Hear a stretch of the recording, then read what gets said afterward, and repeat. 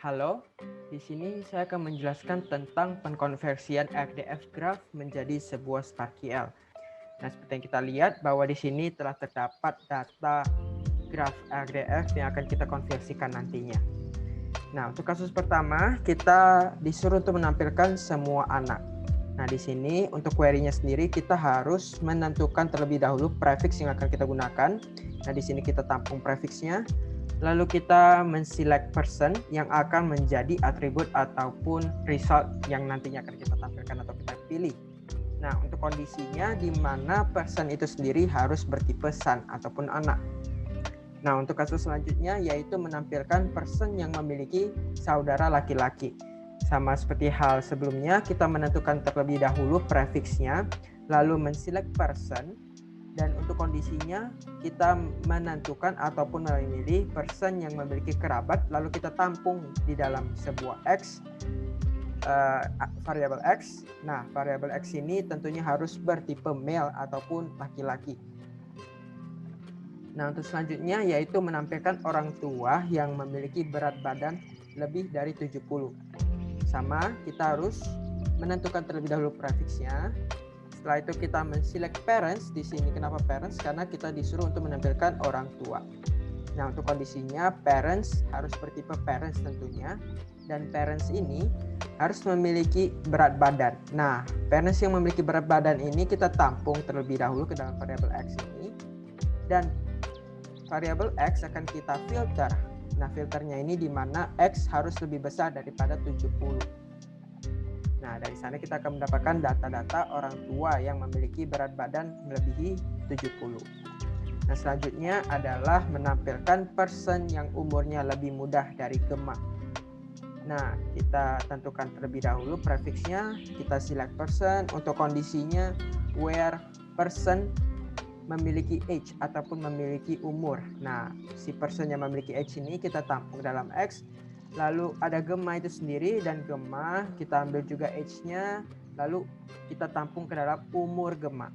Nah, X dan umur Gemma ini kita filter, nah sehingga menghasilkan filter X lebih kecil dari Gemma, lebih kecil dari umur Gemma maksud saya. Nah, di sini kita akan mengetahui orang-orang ataupun data-data yang umurnya lebih kecil dari umur si Gemma ini.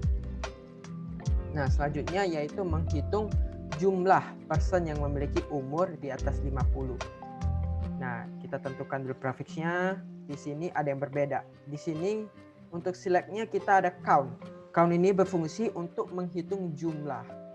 Nah, jadi kalau misalnya yang sebelumnya kita hanya menentukan orang-orang yang melebihi umur 70. Misalnya ada 3 orang. Nah, kalau untuk select itu sendiri dia akan menampilkan satu-satu orang tersebut. Misalnya ada Gemma, ada si Aldrich misalnya, dan ada Stephen.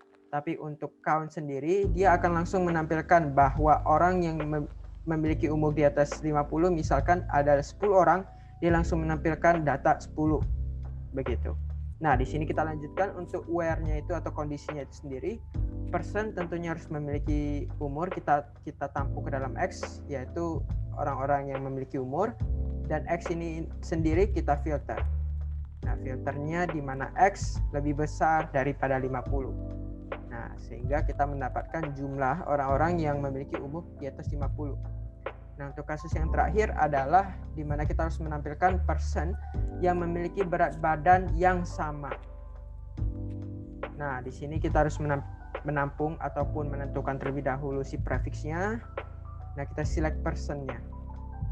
Nah, kondisinya adalah kita ambil person weight, person yang memiliki berat badan, person weight kita tampung ke dalam X, dan person weight ini sendiri lagi kita akan tampung ke dalam Y.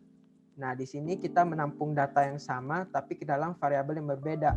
Ada X dan Y. Nah, lalu kita filter.